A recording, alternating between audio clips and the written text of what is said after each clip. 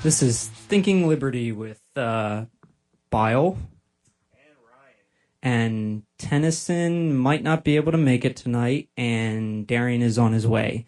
We've got a new setup this week, and going forward, we've got our own mixer, all of our equipment is all set up in my apartment, and and a ton of wires, and we're hoping this goes well. We should be streaming on patriotradio.com. If you go there, you can get this stream. There's also thinkingliberty.blogofbile.com for a higher quality MP3 stream, and thinkingliberty-ogg.blogofbile.com will give you a higher quality Ogg Vorbis stream. We've got a different number tonight and going forward. It's 919-886-6468, and that can be found on our Thinking Liberty Facebook page. And we have Skype, too. Thinking Liberty on Skype will get you to us. And if you use any of those, if you call us or use Skype, please be patient because we're still working this stuff out. But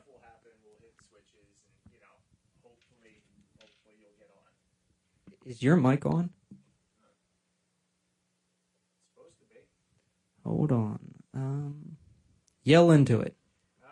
Is this mic on? No, Grr. do it again. Grr, is this mic on? I think you have to talk louder. Even louder than that. Okay. Or try the other mic. I don't know. You want to try the other mic? Yes. We've got two This is the other mic. Hopefully the other mic works a little better. Yes, it does. Okay, use that mic. This mic is now being used. All right, so we've got Bosco here. He is our guest for today, and will probably be manning the mixer in the future and the computers. And he's our guest here to talk about the education system in New Jersey in particular, I guess. Yeah, it really kind of seems like everybody's talking about that right now. I actually did it. I'm a public high school teacher, so it's pretty much what happens all day long at high school during the preps and everything like that. The teachers are talking about the situation. And I went to get my hair cut today, and I sat down in the chair, and the barber was talking about college curriculums and how screwed up they are. So I was like, oh, you really you can't get away from talking about education no matter where you go right now. So I guess what Darian, I think Darian was more prepared than I was for this, but so there's all kinds of bad shit going on, and I guess in general, maybe start off with what do you see as the issues, maybe using New Jersey in particular, and then I guess realistic alternatives or realistic patches to what's going on, and then long-term ideas maybe. Okay. New Jersey's running a pretty massive debt in what we're doing. So the current elected government has they were pretty much elected on the idea that they would try to minimize some of this debt. So they're looking at ways to do it, and one of the ways they were starting with is education. There's a lot of issues with that. I'd say probably the biggest issue you have with spending in education right now would be the pension system. You have a pension system that really hasn't ever been funded too well.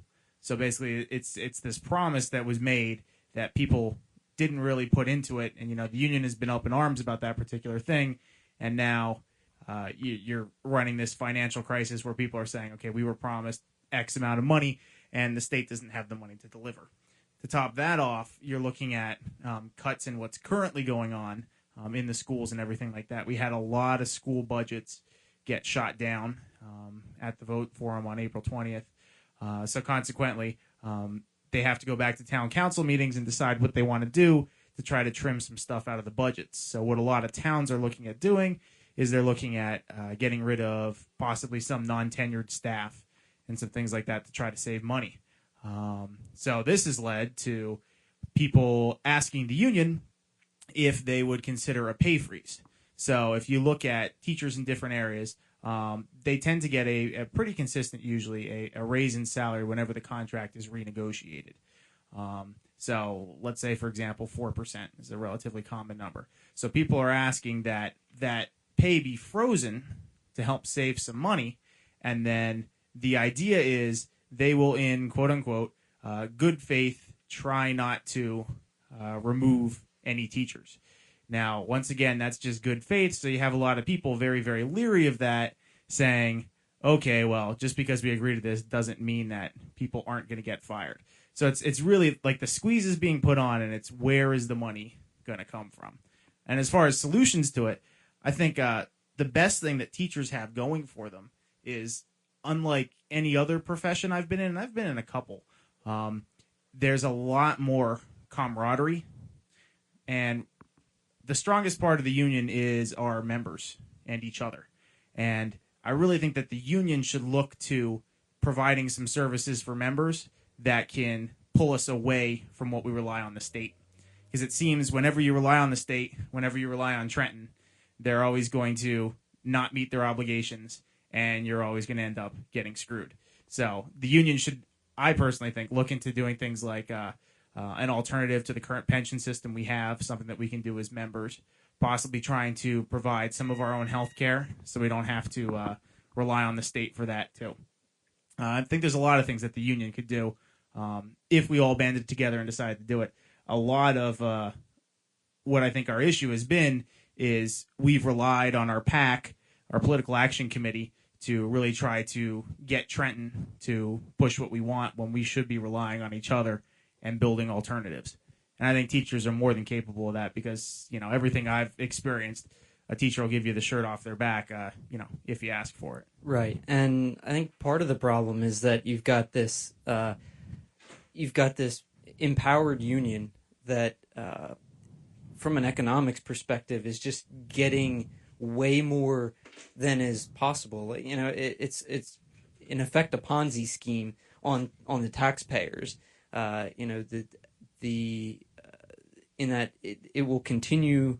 They have the high ground, and they will continue to get more, get a better edge over the taxpayers because of their position, their interests, and so like you end up with these 8% guaranteed pension, per year pensions. Yeah, I heard about that. Things like that are just unsustainable when things, whether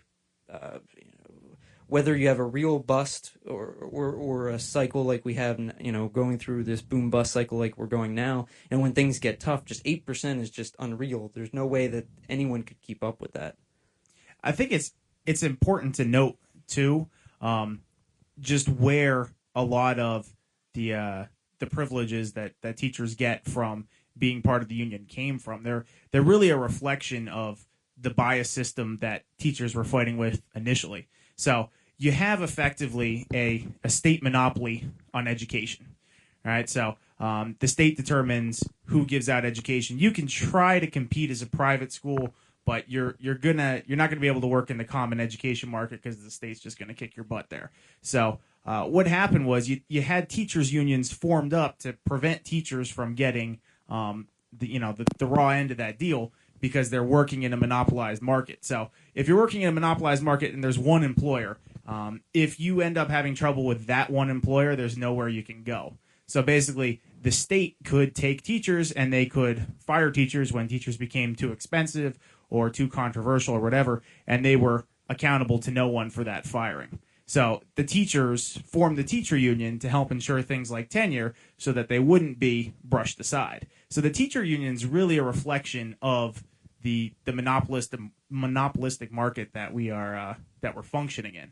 And I think if you didn't have that, if you had more of a market for education, so if you took it out of the state's hands and you said teachers are professionals, they should be able to work where they want for the salaries they want, and parents should be able to choose what kind of education their children get with their dollars.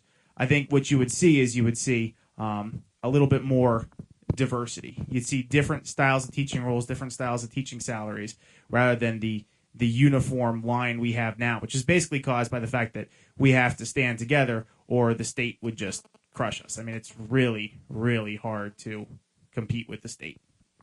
So, just joining us is Darian. He got stuck in traffic, left too late, And talks about himself in the third person. Underestimated the time, and he got very angry about that, as Ryan probably heard about on the phone.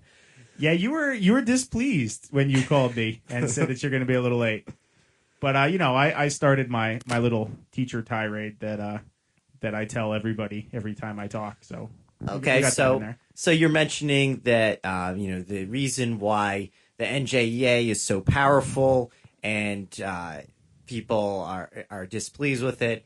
It was really a response to the state monopolization of education. And this goes along with a classic thing that one government intervention will lead to a response, which would be more government intervention. In this case, I imagine the forming of the union wasn't necessarily a government intervention, but the union then became a major player within the government, as what government often tries to do when there's an opposition to it is recuperate it, co-opt it, kind of make it so the bosses of that power structure will have to work with the government power structure, so there's a continuity of control there. Exactly. Like, I think you realize really quickly when you work for the state that if you want to protect your interests, you need to go about them in the state system. So consequently, the union has become very, very political because that's what they found to be their most, their highest value way of protecting their interests. All right. So you consider yourself some kind of libertarian. Sure. So, yeah. As a libertarian, you want a consensual order. You don't want government monopolizing education. I think before we get into how we can bring this about, I think we should bring up some things that people have said against that. If government wasn't responsible for education, who would be? How would people be educated? Would it be a fair system? Yeah, I have this discussion a lot with people I work with because, especially in New Jersey, if you say, for example, it's a terrible hot word. If you use the term privatize, people think you want to build more stuff for rich people. So if you said, I want to take the school systems and I want to make them private, people think to themselves, private schools. Okay, what do I got? I got Hun, I got Petty. I've got all these places that are meant for people who have a decent amount of money, enough money that they can, send their son or daughter to this prestigious academy that does that. I really think if there were a market for education and if you gave people their money back, they would be able to reinvest it in a program that meets their specific needs. So, for example, let's say I take $18,000 from you every year for the education of your child. And there's all kinds of different places that your money comes from and subsidies that you don't even realize, which makes it really hard to calculate. But it's more than just property taxes. So let's say I take that amount of money from you somehow to educate your child. Instead, I give it back to you. I allow a market for education to blossom. You will have entrepreneurs and you will have people like myself and, the kind of people I work with who want to start charter schools and do things like that. You will have those people design programs to meet the needs of parents for probably less than what you're spending per pupil right now because you remove so much of the overhead cost. When it becomes a more specific program or it becomes a something where you don't have to pay everybody in the middle, you don't have to worry about constantly administering standardized tests and all these kind of things, you save a lot of money. So you would end up with a situation where there is much lower cost schools that parents can put their money that they're saving because they're getting it back now. It's not being taken from them through taxation anymore. They can put their money in and they can choose where they want their son or daughter to go. And I think that'll also make parents a whole lot happier because the analogy I use all the time is, let's say I was the best cheeseburger maker in the entire world, and I held a gun to your head every day and I said, eat this cheeseburger. Okay? It could be a fantastic cheeseburger, and I love me some cheeseburgers, but you are going to be resentful. There's no way you can be forced to eat a cheeseburger every day and still be like, wow, this cheeseburger really is great. Eventually you'll get resentful, and I think that's where a lot of people involved in education right now are. They're forced to have one option where there should be multiple options, and they are resentful of it. So no matter what's going on, they're going to be ticked off, and rightfully so. Do you think this, backing up a bit, when you mentioned that when you say the word private and privatization, there's a sense that this means that you're just making things better for rich people and screwing everybody who can't afford it. I think that's a common thing when people use the word private, which is why I try to, at least if I mention privatization or something, I try to at least qualify that. Usually I say, bringing into a consensual alternatives or something along that lines, or because free or open, because private, marketized. Marketized is one way you could say, because private, private could mean non-government, but when we use private in other ways of communication, it's exclusive, it's keep out, it's privilege, and I think that's one reason why private is so privatization, and then the way that's one reason why the words private have a negative connotation. Another is that in education, especially, private schools are for people who can afford them, so it's creating another distinction, another hierarchy in society. And the third reason, I think, is the way that people use the word privatization. Politicians, when they're going to privatize something, it means that their cronies are going to charge you money for a service that you didn't have to pay. You didn't have to. The cost was hidden before, so you're paying more, and it's going to a privileged person. So that's when politicians say privatize, they mean Roy Rogers will continue to operate on the NJ Turnpike, even though they have a business model that's so terrible that they failed everywhere else where they don't have exclusive privilege. Like that's really what I think people think when they say privatize. You know what word I really like for it that I can never use unless I follow it with a 20-minute explanation is public, right? So, as far as I'm concerned, a public school means it has public admission. Anybody could choose to go to this school. It belongs to the public if they wanted to apply. Yeah, that's how I view public. But public schools mean state schools right now in our current vernacular. But you're absolutely right. Open or free schools or marketized, or there's got to be a good word out there. So that's something for all you anarcho-semanticists to get on there. Which there's a lot of. Hey. So the other thing you mentioned, resent. Now, I think this resent, it's not just people have to pay for the school system. You mentioned people experience it, the teachers. I think that goes a lot with students, too. I mean, education, I think, and learning is just, general learning, whether you want to call it education or whatever. I think that it's very highly valued by almost everybody. You see kids, they love finding out stuff. They want to see how this thing works. They almost annoy their parents by how often they ask questions. Why? Why is the sky blue? And it's something that the way that people are forced to accept that learning takes place, it's in this impersonal institution where you're not really respected as an individual. And of course, the force, you have to go there. You have to study this, whether your mind might be on thunderstorms. How do they work? But right now, your schedule, according to people you have no control over, says you're not studying thunderstorms, you're studying grammar. And maybe you don't have anything against grammar, but your mind's not there. So that I think that's one way that you get this resent, and I think that has terrible consequences for society when it becomes cliquish. It becomes uncool to learn certain things, and people become resentful of even the idea that somebody is going to teach them. Like, what do you know? The teacher might have a lot of valuable things to say, but because of the environment that it's in, it's not appreciated as much. Yeah, you make a really an unhealthy situation just for the idea of education. And, if people don't understand the value of being able to learn something, it's going to be very difficult for them to succeed. And you've kind of made a system whereby, forcing people to do things, they are going to be resentful. Just really quick clarity for anybody out there. I encounter a lot. People say, well, you don't have to go to school. We're not forcing you to do it. It's a public service we're providing you. All right. For the record, you have to go to school. if you don't go to school, people come to your house and they take your parents and they take them to family court.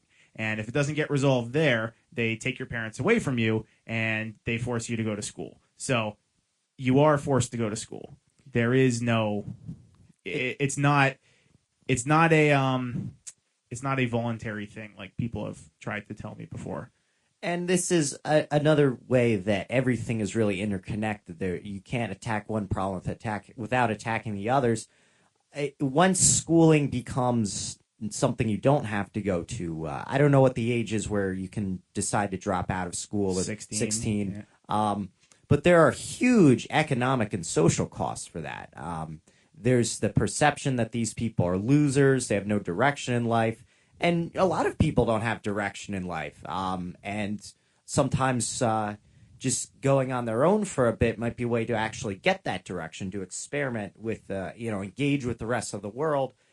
But there are so many economic costs to that. Somebody who drops out, it's going to be harder for them to get a job that is good, except for certain people who, you always hear about the geniuses who drop out. And then become great. They're like, I don't think Bill Gates finished college, for example. And there are a lot of people who are millionaires who they never completed college or whatever. But for the average person who doesn't have this specific great thing to offer society, it's harder for them to prove their worth and all. So, and a lot of this, I think, is due to the state monopolization of wealth.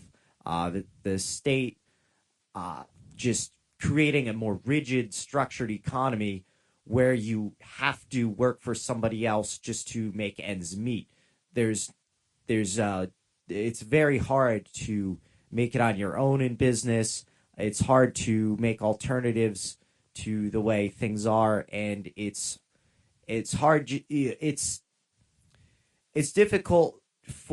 Costs are raised. Let me just go a different direction. The costs are very much raised because of the state system we are under, so people have to work more. You mentioned all the taxes and subsidies, and this is for a system that a lot of people aren't satisfied with, so there's a lot of inefficiencies, so wealth is very inefficiently distributed in a society that's heavy with coercion. Keep in mind, too, let's say you drop out of high school when you're 16, right? The biggest thing an employer looks for nowadays appears to be job experience. How much experience can you have when you're 16? Because you just got your working papers. So that means you could get a job with parental consent, is what that means. So if you're dropping out of school when you're 16, it makes it really, really, really hard to do anything, because basically you've had people saying, well, your labor has no value until you magically turn 16. There's nothing a 13-year-old could do, and you're depriving those people of learning about responsibility because of a job, and of the pride of earning money and starting a career history, which whenever you talk about child labor laws, people have always had it drilled into their heads. Well, can't get rid of child labor laws, then the evil capitalist would put everybody in a factory and they'd have the kids shoving their little fingers to make more bullets for more capitalist countries everywhere, Just that ignores historical facts that the reason that children worked was because their family needed the income, because per individual wealth was less, capital per person was less back then, and that the exodus of children from factories was due to an increase in the standard of living for families, and the kids no longer needed to work. And that came, approximately at the same time that they happened to put the laws in. So the laws get all the credit for what was really just economic realities, that kids needed to work. I mean, prior to that, on farms, kids worked, and still they have exceptions for kids working on farms. But they sort of ignore that as if that wasn't the case, that kids didn't have to work, as young as 10 years old or less, on farms to help with the family. Yeah, it really, the way the system is set up, it takes a lot of responsibility away from kids who could be making educated, and should be, in order for their development, should be making educated, informed decisions. I have this argument with my colleagues a lot, talking about cell phones. and things like that, and the confiscation of cell phones. And if you truly believe that somebody is accountable for their own actions, and you believe that they're mature and they can make their own decisions, then you're not going to take their cell phone away. You're going to say to them, look, you chose to do this during this time, and thus you did not learn the material, and you will suffer the consequences for that. But you can't micromanage and dictate, everyone's actions. And the system we've set up really, what's the word I'm looking for? Infantilized, keeps people very, very, very, very, very young for much longer than they've ever been this young in history.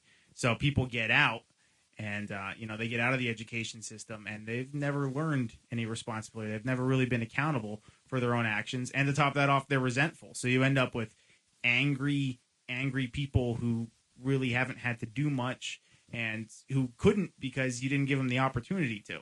So it's a tough situation. So, all right, before we move on, did you mention that we have a call-in number, and you can Skype us up or call the Google Voice? Yeah, we have. I mentioned it at the beginning of the show before you got in, but we have Skype account called Thinking Liberty, and we also have a new phone number. It's 919-88-NO-GOV or 888 or 88 919-886-6468. Yeah, so don't use the Patriot Radio number. Use that number. Eventually, maybe we'll get it forwarded, but not right now. All right, we're still setting up everything here, and Work good in job progress to these guys for getting all this together. Mostly bile. I had very little to do with that. So you were talking about responsibility, and one argument I hear for why we can't have a consensual society, especially with regards to education, is people aren't responsible. They're not going to take their own best interests in mind. They have to be forced to learn. They have to be forced to go into school. So you're actually saying that the system is largely responsible for a lack of responsibility. That's true. I'm going to quote something really odd here, but there's a Suicidal Tendencies song called "Institutionalized," and It's on Guitar Hero. Oh, okay. Well, there you go. I think Guitar Hero 2. There's a good line in it where he basically says, "You decided in my best interest. How could you possibly know what my best interest is?" And he goes on. He says, "I went to your institutional learning facilities, telling me I can't decide what my own best interest is." And yeah, that really is the problem. You shelter people from making their own decisions, and you shelter people from things like holding down jobs and being responsible, and consequently, they don't act in their own best interest. In fact, when they do act, they act out crazily. You see this a lot with people who go to college and they just blow up and never get anything done, and they drop out of college. It's usually the people who have been very, very, very sheltered, either by their parents or by their system, or by the system, or by anything else. So I think people will act in their own best interest. It's human nature. But they'll only act that way if you give them a sound system where they've had the chance to practice and learn those actions. Yeah, that's something with college and just getting out of high school. That's the most independence people have had. Like, all of a sudden, bam, like, you're not really on your own because you're still in the school system. You might be dependent on your parents, but your personal autonomy just goes way up, and there are all these new ideas to confront people with, and that's something that's very interesting. That's one point in a person's life where all of a sudden they're throwing off all these controls, and they're confronted with all these ideas, and they're almost expected to like try new things, but it just ends up with people a lot of times just wasting it, just getting trashed. There's nothing wrong with getting drunk and all, and having fun and doing crazy stuff. But when you just pour your whole life down this, exactly, it gets wasted. And I guess that's another problem with when people are treated as children for so long. They act like children. Yep. If you look at the school system, a lot of it takes a behaviorist approach, which is really honestly a shallow method of behavior modification. Oh, we got somebody going? Oh boy. Hello? We're not hearing the call Oh. out here. Yeah, I think something happened. Technical difficulties. Please stand Do you by. want us to keep going while you're setting it up? Yeah, I don't know what happened. Go ahead. All right. Yeah, so it's this Pavlov style. Oh, Darian, you chose to take this action. Now you get smacked with the newspaper. Oh, Darian, you chose to take that action. Now you get an A. Whereas a more constructivist approach says that you only really learn things that you experience. So if you want people to retain knowledge, they need to experience things. When I think back on stuff I've learned in my life, the majority of the really, really super, super, super useful stuff is things I've experienced. Like things that I wish I knew before college. One, pasta is really cheap, right? That's an incredibly useful skill right there. No, it's very easy to cook and it's very, very cheap. And you learn that because you experience it. So if you don't let people experience things, they're not going to learn. And, it's like I said, you're doing them a great disservice. Pasta very cheap. Dining hall total ripoff. Exactly. Eating out every night, terribly expensive. Are we able to get that call there, Vile? Oh, no. We're Sorry. still- We apologize. I don't know what happened, but I'm still working out stuff. So we apologize profusely to the caller. It's our first time. Please, be nice to us. Do you want them to try to call again, or are we? not at the moment. All right. He's still working on the setup over there. Fair Again, enough. we just moved. I don't know if you mentioned this at the beginning of the show, but we just moved into a new studio setup. So it's a little different. We're still getting worked out, but this gives us a little more control of the show, and it should be more reliable once we get the experience and then By the studio, Patriot Radio. he means Bile's living room. But the awesome thing is we've got a fireplace. How cool is that? Yeah, and a Not giant that you can TV. see it, but we do have a fireplace, and it's not lit, thankfully. And we don't have some crazy real estate guy yelling about prostitutes and other. He's probably listening. He's probably listening, and Ow. maybe he's gonna call us in and talk about prostitutes or the mafia. Oh, okay. We got somebody who said listening to education talk, got 2 questions. All right, cool. We can answer questions. I like questions. This is on Skype here. Got a Skype message. All right. Don't wait for him. All right, Don't- type out your questions, and then we'll get to them later on the show. Ryan, so you're talking about how a consensual system would be better, but what we have is so far from that. Is there any possibility you can see of us actually getting there? And Well, you want the radical answer? You want the thing that I tell my coworkers and they call me crazy, or occasionally some of them say, that's a really good idea. Make sure you don't use your real name on the radio. Here's how you can get there from here. You're at a situation right now where you've lost a lot of your state funding as a school. So you've got superintendents in districts basically looking over the amount of money they have, deciding what they want to do. Here's my argument for you. You don't have state funding, right? Why are you complying with state programs? Why are you still administering the HESPA? Why are you administering the ACT? Why are you doing the end-of-year bio exam? Why are you doing? Why are you bothering to conform standards? I mean, there's all kinds of things. wait, are you saying that teachers are better able to decide the students' capabilities than fill in the bubble activity? I'm saying that the education process is between the teacher, the student, and the parent. So ultimately, we are beholden to the students and the parents. So we need to do, it's a cliche, but it really is all about the kids. And we need to do what's in their best interest. And, giving them standardized test after standardized test until you pretty much blow away the month of May, and then, you have no continuity for what you're doing in June, is a pretty terrible idea. As far as I'm concerned, you should really look at non-compliance. as a possible way of dealing with what's going on, because you're not receiving the funding right now. So why continue to comply when you could be doing a better job without it? So that would be a form of direct action in the workplace. Exactly. It'd be better than, say, for example, writing letters to the governor, writing letters to your legislature. I mean, I'm really getting sick of the people thinking that Trenton is going to help you. But they get nice form letters back that inform you how much they care about your fill in the blank. Yeah, that some staffer. I am really concerned about X. Yeah, I want you to know that I voted Y. It's your direct action is the way that you got to go. Take your faith out of the government.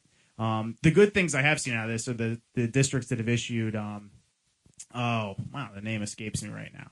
But basically, letters to the governor saying that they have no faith in anything he's doing. No confidence. Yeah, a vote of no confidence. That's a good thing. You shouldn't have faith in what they're doing. They don't know as much about education as you do.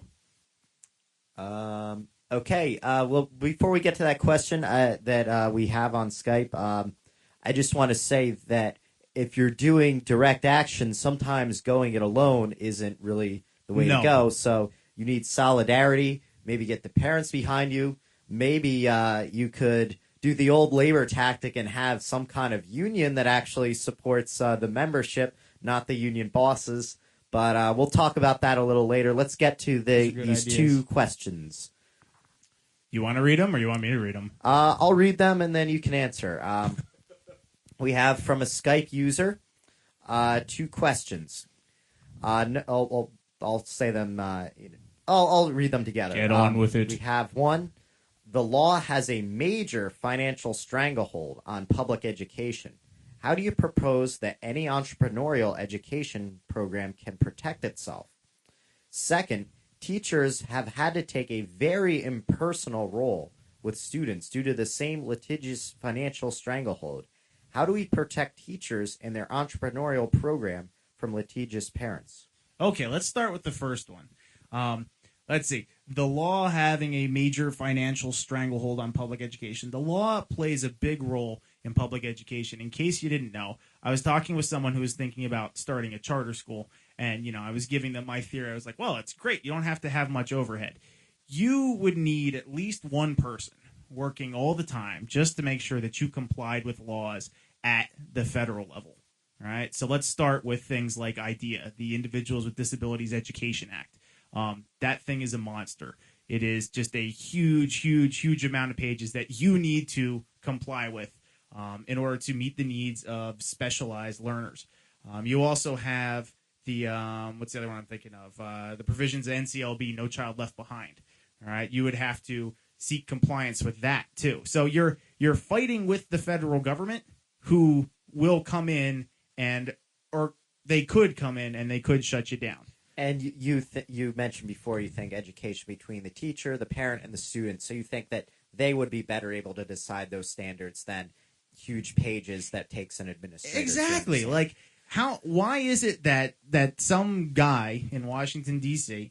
or gal, who sits in an office all day, knows better than the parent how somebody should be educated? And how have parents swallowed this pill? Your daughter, don't you have a better idea of what you think your daughter should learn, what skills you have found to be valuable and you would like to be passed on to her than, some senator or some congressman? I don't understand how people swallowed that. But, sorry, sir. I just wanted to get that in there because you mentioned complying with these federal laws, students with disabilities. I want to make sure that we don't actually want to leave children behind, but we don't think that the federal government is the best way to do that. So go on with what you were mentioning. You'd need all that administrative overhead. So you'd need all the administrative overhead to deal with it when you really should be dealing with the parent and you really should be dealing with the student, and you shouldn't be reacting in these manufactured ways according to the provisions of some document enshrined somewhere in the Library of Congress. You should be acting in that child's best interest. So it's really hilarious because the big push in education for a while has been differentiated instruction. And they say, okay, everybody needs differentiated instruction. You need to address the needs of all these different learners, at the same time complying with this giant hierarchy we've made that's designed to form fit people into these little specific categories. So you're for differential equations? Yes, that's my differentiated instruction activity, is doing differential equations. You want to hit this other question? Yeah. Actually, Well, I don't know if I really addressed that. Yeah. Well, how can an entrepreneurial education program protect itself from? I think you really need the backing of the parents in order to. So you would need parents, and Parents involved in their children's education. Imagine that. There's enough parents out there who are ticked off and who are willing to take a stand and say, we are responsible for the education of our children. So one way to form solidarity here, parents and teachers should have the same interests. They both want a good education for the children, and they want fair compensation for their labor. So you think that trying to go to the parents directly instead of to the state maybe is a way to it works. bring this It works about? 1,000 times better. I work as a private tutor too, and I'll tell you, I get fair compensation for my labor, and I get happy parents. And if the parents aren't happy, they find another tutor, or we work it out, or we try to decide what's going wrong. Okay, we have a response here from the Skype user. Yeah, but that sounds well and good, but you're living in a fantasy world if you think legislation to release that responsibility will happen in less than 15 years. Yeah, it's not a matter of waiting for legislation to do it. I mean, the rights are yours. Your responsibility for your children is yours. Take it. It's a matter of claiming your own liberty, taking direct action, walk out of the state. Exactly. You let the people at the top collapse because they're not on your backs anymore. It reminds me of that is a major. I'm not trying to make light of this situation. That's majorly difficult. This is this is something that's a major undertaking. That's why we have to really take it on.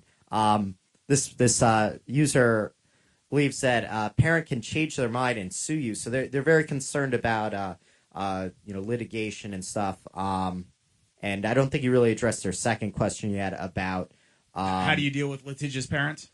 Yeah. So a lot of what teachers do nowadays, and this person's absolutely correct, a lot of what teachers do nowadays is totally based on fear. You're talking CYA tactics, cover your ass tactics. So you never extend yourself for a student because that could always, it could possibly be misconstrued. There's all kinds of things that could go wrong with that. So you look out for number one as a teacher because in many cases you are personally liable for what happens. So their concern is that these teachers are just going to keep getting bit by the parents. And actually, the group that really gets hit hard by parent lawsuits and things like that is the district. If the parents have the financial backing, basically to keep the district lawyer in court, it sucks up a whole lot of resources to the point that most districts will just back down if they've got a particularly troublesome parent and cave into their wishes. I think also, and this was brought up to a friend who's on Instant Messenger right now. He said insurance. I mean, there's nothing that forbids teachers to create some sort of insurance pool that would deal with with being sued, and these insurance companies looking out for their bottom line could go and work to in the world we live in today, work to get laws changed, or create connections with different organizations that would be able to help in these matters, and maybe tort reform, limiting the I mean, I don't know what the laws are, and I'm sure it's different state to state, but in terms of responsibility of the teachers to the parents and the students, we have all these issues nowadays where the whole tort reform thing, regardless of the industry, but where the law has benefited this sue-happy society, and therefore it's sort of rolling back saying, okay, well, if they did this to you, you're getting, on average, these people are suing and getting much more than is appropriate. It's not a proportional harm to restitution system, and so between tort reform and I think insurance companies, you'd be able to deal with that to a reasonable degree. I think a lot of it's tort reform too. You should also note that because you have so many sue-happy people involved in in education. That that's part of the reason that the unions have become so strong. So a lot of the infrastructure is there already for handling things like frivolous lawsuits and things like that. The NEA has done a good job of securing lawyers for the interests of their members and things like that. So you're partially there. You've got the solidarity network. You've got people understanding that if they combine, they can get help. Oh, what's this say?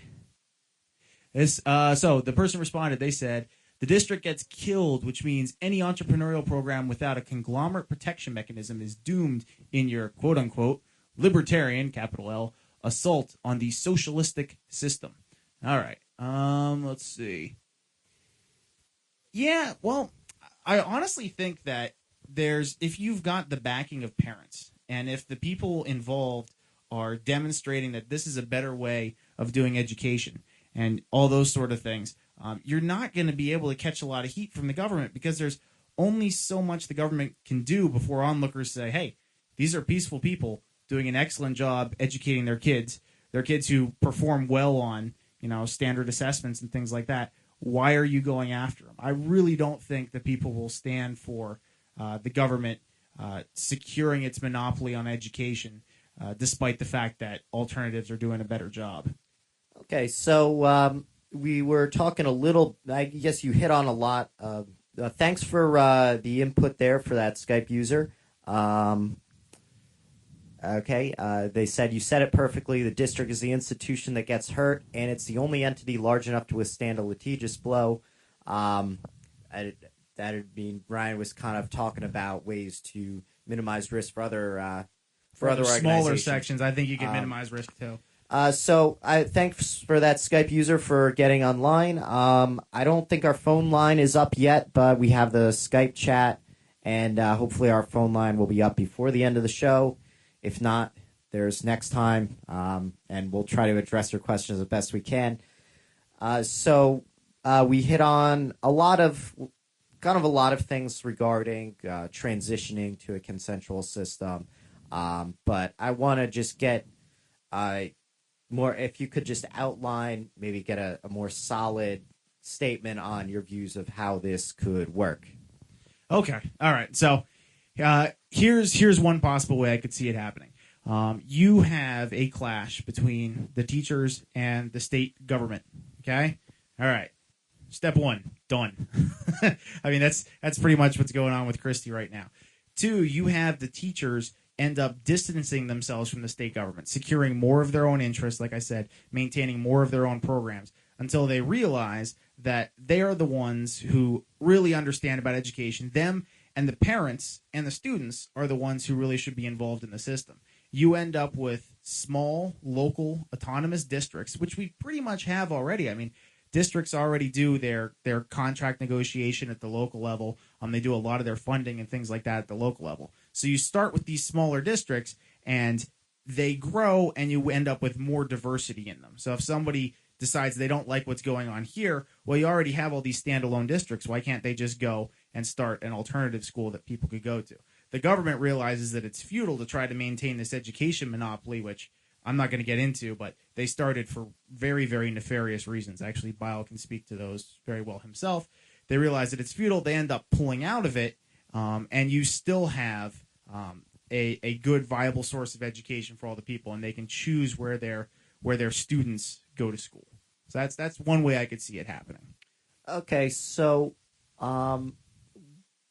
this is a specific proposal for this specific area, which I think is good to get somebody knowledgeable in the area involved, which is why I think any type of libertarian outreach has to focus on, has to go think about getting a broad array of different people in society involved and speak to them as individuals. So what role would you say the New Jersey Education Association, the big teachers union, could play in something like this? Are they going to be hostile? Is that something that you could use potentially? What would you say? What I say a lot is the best thing about the NJEA is its members. The people involved in it, the vast majority of them are very, very good people. I mean, if you're going to fault a teacher, you can fault them with what? Being idealistic, and I don't even really consider that much of a fault. So you're dealing with relatively good people. At least the majority of them are good people.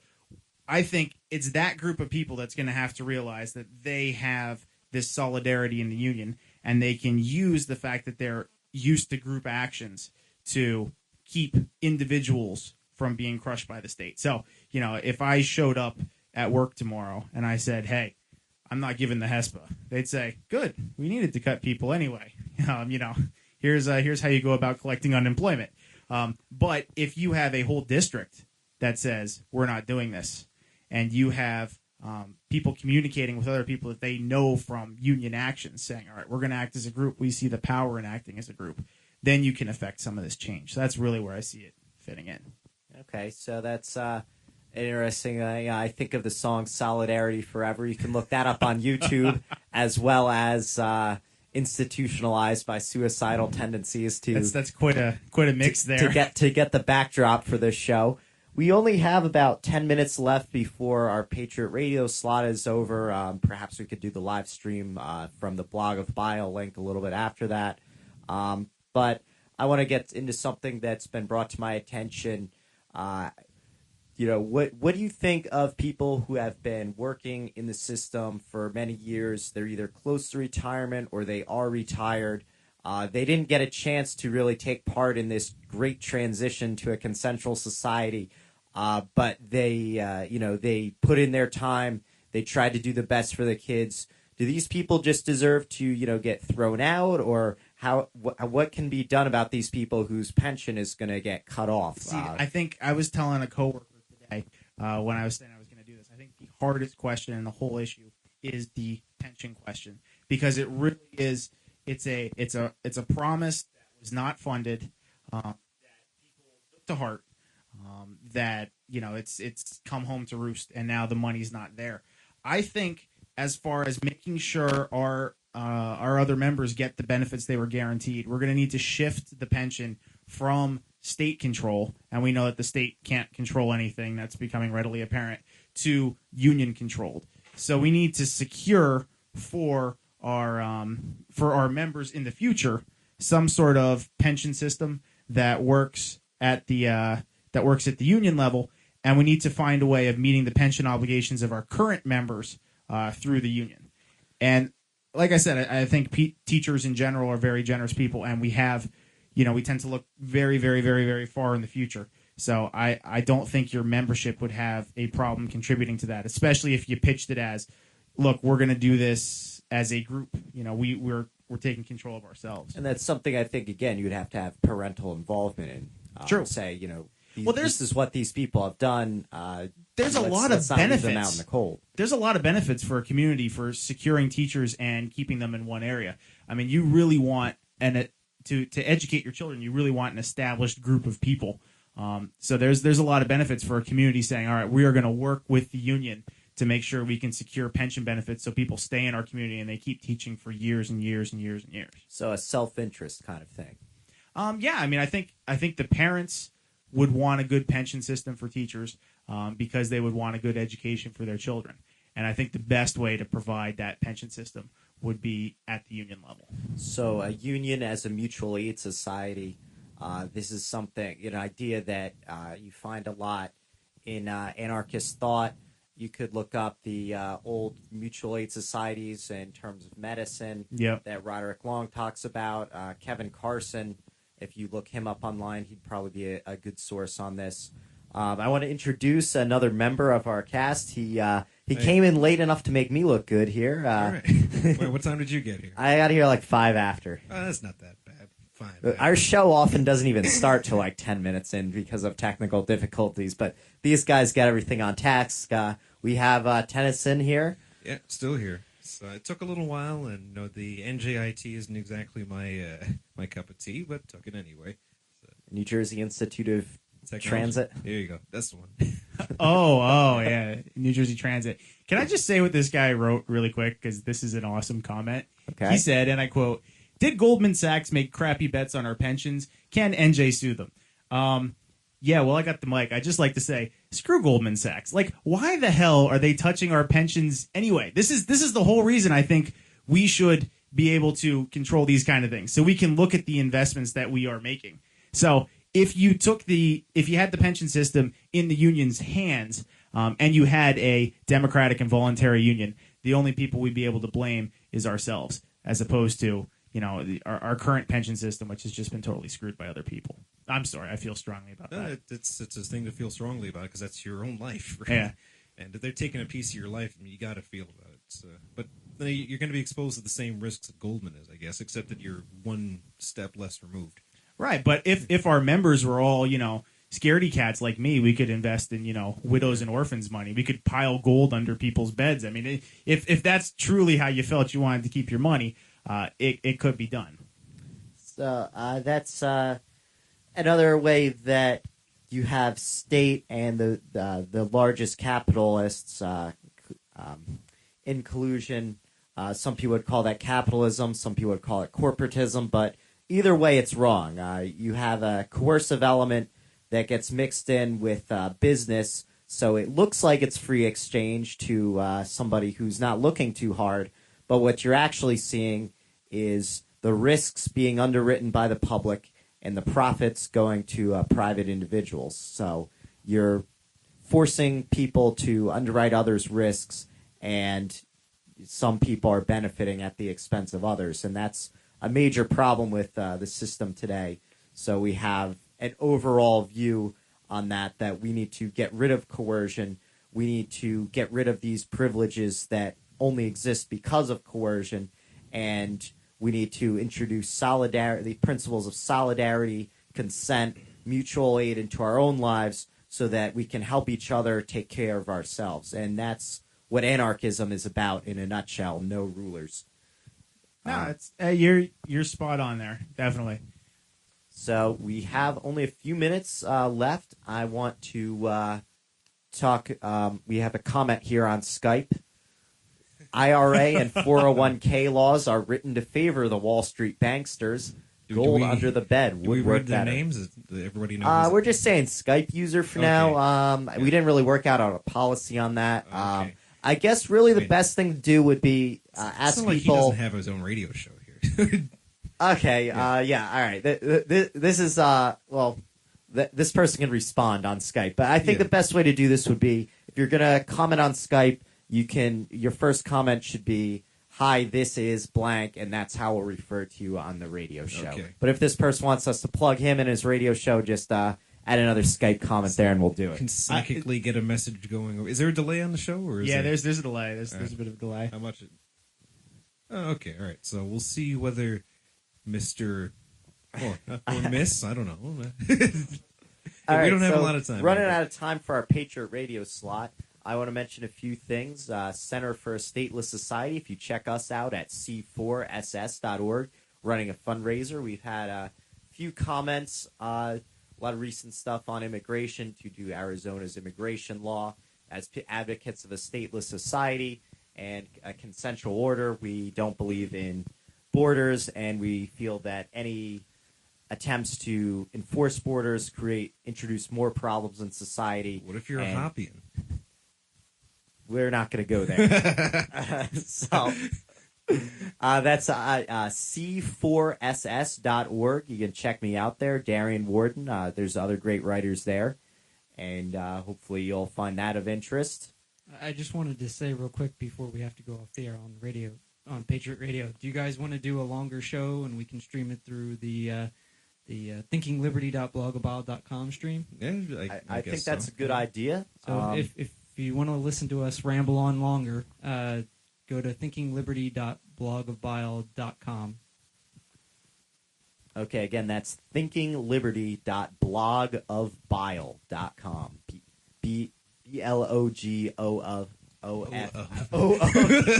Blog of BILE.com. We're probably going off the air on Patriot Radio, but for you Patriot Radio listeners, check over there. If you got to run, just go out there and be free. Armageddon! Freedom. Well, Armageddon's coming up next, so stay tuned. Attention, attention. All personnel, all workers, and their district detention centers.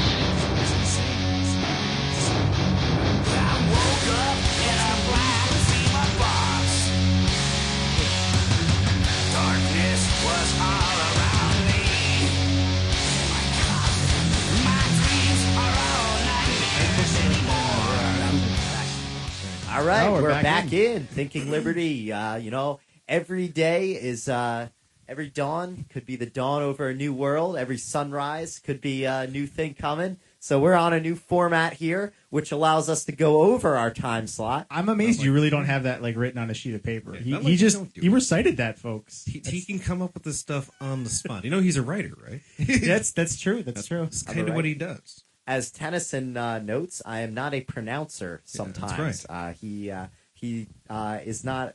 He corrects my pronunciation. There, you got pronunciation right. All right. Pronunciation. He didn't say pronunciate. My pronunciation. You know, I am from New Jersey here, and you know we do have good tomatoes out there. Yes. Very good tomatoes. Tomatoes. Some potatoes too. Yes. Oh boy. That's what we do. So what else do you want to talk about? Well, we talked about education and all. This is Thinking Liberty plus one. So Thinking yeah. plus. Yeah, because it's the whole hour. So now we're going plus that hour. So Well, yeah, what do we talk about after hours? What is anyway? going on in the news? Gosh. Yeah, there's some stuff about Greece is the word. It's the anniversary of Kent State. That's right. It's the 40th anniversary of the Kent State massacre or shooting or incident, however you want to actually refer to it. Or when those dirty hippies got what they had coming, There if you if that's the route you're going. But it. that's not the tack we take here. You sure? We've got heavy things we can hit Darian with too. We've got hippies here too. What if you're a Hoppian? Man, that's apparently what Tennyson wants to talk about. Like, I don't want to talk about Hop. I've been dealing with Kinsella and a bunch of other people. Oh, that guy. I mean, he came to my house once. He smashed some of my windows. I was like, that's not cool. Yeah, those Vanderkists. Yeah, but I mean, Kinsella's okay on some things, but he's just an annoying person. I've just found it's not really worth my time to go with these internet arguments. I have things to do in meat space. That's all we do. Well, what did we do on May 1st? That's another thing I want to talk about. What was going on there? Oh. We got out. Yeah, we got out in the fresh air. We were out from behind a computer screen. That glow was not on us. We had Foley sun. Square, was it? Foley Square, Union Square, any square. And if you weren't there, then you were square. I had some borscht and pierogies. Borscht? That's stuffed cool. cabbage. Yeah, that's very cool. You just ordered that on your own? So, who showed up to the immigration rally? What kind of people were you dealing with? Well, there were union members. Two immigration rallies, actually. We didn't know this. All we knew, which this is what you should do if you find out of any kind of action going on, if you're planning to do anything, especially like May Day or any kind of event, Google it. Google the hell out of it. All we really got was an anarchistnews.org blog about a no borders block in Foley Square and then making their way to Union Square, and an IWW announcement. And we didn't really know what was going on at these things. So Foley Square, we go there, and it's this big, like professionally produced rally. Bile might want to jump on a mic here because he was there also. Big rally. There are politicians speaking. There are all sorts of establishment unions there. In a small block of anarchists, which we didn't really interact with as much as we should have. It wasn't really the kind of environment where you just start talking to people. There's a loud speaker and everything. But we gave out some anarchist flyers. We really should have had more, but I wasn't expecting to have how many people did you say? I'm terrible about counting crowds. Were hundreds of people, definitely. There were literally hundreds. I mean, it was Foley Square, which is off Chambers Street. Right. It was packed. Yeah, if it was right Brooklyn Bridge if you come here to the city. Yeah, it's right down the street from where I was arrested, and yes. so that was nice. But that was nice. I was hoping to see my arresting officer there. And say Bile was hi. arrested for improper use of a video camera on public property. What were you fondling that video camera on public property? So only slightly. So we're there, and we're giving out stuff. Had some people talk about anarchism. There were some state communists there. People actually with a sickle and hammer flag, because I guess working condition. You remember the anarchist book fair? They had all those things there. Remember those people there with actual Soviet Union flags? They were walking around with those things. As if they didn't remember at the book fair. I didn't fair. see those. There was one woman with a CCCP T-shirt on. People with SSSR for those Russians. Yes, USSR for your Americans here, and But yeah, there are people out there glorifying the Soviet Union that murdered more anarchists than any other government ever. Well, So- they're not. I'm sure the people who are flying the Soviet flag wouldn't consider themselves anarchists, which Oh, is I guess- good. I think they're just because- morons. Yeah, we're here on May Day, a day to celebrate workers' struggles, unionism. Yeah. Started by anarchists, of course, like a lot of things that got stolen over time. And there are these people glorifying the Soviet Union Yes, at a imagine labor and that. immigration rally because the Soviet Union was obviously a perfect example of borders not oppressing people, of ethnic minorities not getting oppressed. You Of know, course not. sometimes certain minorities got out on top when the system wanted to play them against other ethnic groups to murder thousands of people and take control. Unless and, you were a kulak. and there were, and yeah, so that's Yeah. stupid. So we start marching, and you know, when you have a permitted march that has cops blocking the roads for everybody, I have a hard time calling it a protest. It's a rally, sure. It's a parade. It's valuable, I'm sure. Who was but calling it a protest? Were they calling it a protest at the thing? I believe they just referred to it as a rally. But Okay, all right. you hear news stories, people thinking about it as a protest. All right. I, I'm sure they were protesting some, things, but I wouldn't call it a protest. So we were walking around for a little while. Then we kind of got separated from the bigger anarchist block, and then we decided to hang out at Foley Square. And it was just more people talking on the big stage that costs a lot of money. And we're like, Awesome. let's see what's going on at Union Square. So we just walked up to Union Square and, got a little bit of sun. And we go there, and Union Square is packed too. Oh, yeah. Hundreds of people again. Actual anarchists or more communists? Not very many anarchists Wow. there. So we're there, and there are people speaking. There's a lot of Marxists selling things. They don't give Hey. things out for free. They sell things. You know how Marxists are. Here. You- Now here's you what should Bile be was. objectively able to tell how much labor was put into it, shouldn't you? Bile was saying that he should offer them a few hours of labor for one of these books. I was like, no, don't do that. Then they're gonna make you sell more books for them for 3 hours. That's why the guys are selling books in the first place. They're not even Marxists. They're just kind of confused.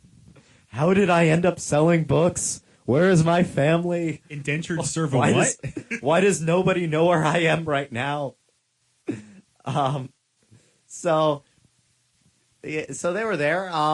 We were like, what should we do? Well, I really wish we had more flyers to give out. Hey, there's Staples over there. We can print some flyers from nj.libertarianleft.org. The ones at libertyactivism.info.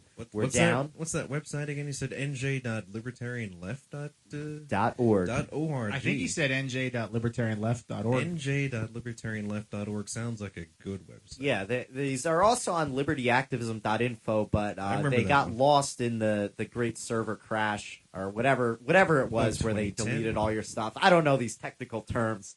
You're not a technical person. I just come up with stuff as it comes to me. I don't even know what I'm saying sometimes. I noticed. So, All right, so you went to Staples. so we went to Staples, and we printed out, and we were like, 40 flyers. This is gonna take a while. We go over there. We're out of them in like 5 minutes. Like people, normally people don't want to deal with stuff that you have. They just, I don't want to read. I don't want that. I don't want to read. But we'd hand I have a something funny to people, story about they would that as take well. it. So there's 40 people with more than 40. We gave out a couple more. More than 40 people with anarchist literature there, full page describing what anarchism is about. So that's something. It's better than nothing, and maybe we'll do more at the next time. I was actually Sounds considering. useful. I was thinking maybe if we had known what kind of event it was going to be, table would be good. But we didn't have that, and then those people started marching around too. But we had already paraded around, and we didn't feel like hanging out with more communists, so we just went and got some Ukrainian food. State, Tommy. Yeah, that's something. When you see people who are anarcho-communists, That doesn't mean that there are, confused Soviet wannabes who use the word anarchist. It's something it's everything, property held in commons, but it's on a non-state basis, non-coercive. It's not where I am. I'm more of an individualist anarchist, but I don't feel like I need to have perfect ideological alignment to work with someone. I would rather find common ground. Neither of us want to be dominated by the state, by capital, by petty authoritarians in society. Well, we just have a different way going about it. I don't know. I think in the end game they might want to kill you, but that's just kind of how I roll. You roll as if everybody wants to kill you. I know, but they kind of do. It's a hard ideology to argue with because Kropotkin he really had a good beard. Like I mean, it was an outstanding beard, and it's difficult. Rothbard can't compete with that. Well, you have Benjamin Tucker's facial hair changed over time. The picture of Benjamin Tucker on Kevin Carson's Studies in Mutualist Political Economy, especially because it's like black on a red background, he looks absolutely evil. He looks like Snidely Whiplash. That's what he looks like. Like Snidely Whiplash. You just have his brow and then this big beard. And it's like, okay, Benjamin Tucker. And then you see him later in life. He's got a very styling mustache and goatee, and he looks like a dashing young fellow. They called him the petty bourgeois anarchist. That's kind of how he was. He was fashionable, and he was having fun with his life. Yeah. So yeah, not everyone who's an anarcho-communist is a good person, but anarcho-communism is it's a legit thing, and there are a lot of good people who are out there who would identify as anarcho-communists. That's true. I guess quick way to describe the difference between that and my philosophy in a nutshell. They think that capital is the problem, that accumulating capital means you have a power differential over people. I think the monopolization of capital is a problem, and if capital, meaning goods, investments, things you can save, was distributed widely over society, it wasn't monopolized by privilege, then you wouldn't see power differentials. And I believe that any kind of structure that you create can become authoritarian. So the thing is to not lose that libertarian sentiment that every individual is existing for their own life, and we should help individuals be free and flourishing. Don't forget the abolition of the wage system. Yeah. So, I figured that the anarchist communists would say that, well, yes, we agree with you. It's a monopolization of capital, so therefore we can't have it monopolized by these private owners. But, see, for me, it would be that you would have enough private owners and enough competition that it wouldn't be monopolized. And I've had to argue with them over this because they don't understand about the individual ownership not being the same kind of monopoly that it is that we're talking about. Yes. And they would say that, well, your competition really could just be emulated like, well, state capitalists competing with one another because there's more than one state capitalist out there. There's real competition.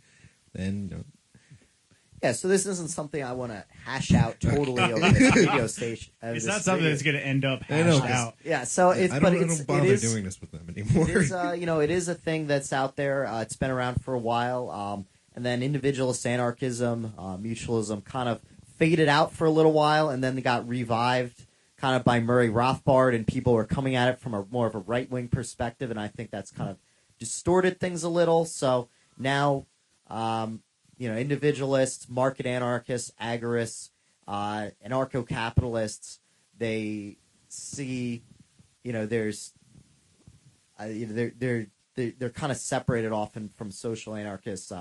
Again, there's a gradation where you have people who are like agorists and anarcho-capitalists, and then there are mutualists and individualists, and then there are social anarchists, your syndicalists. And there's kind of a divide that's kind of being challenged now. People are talking to each other.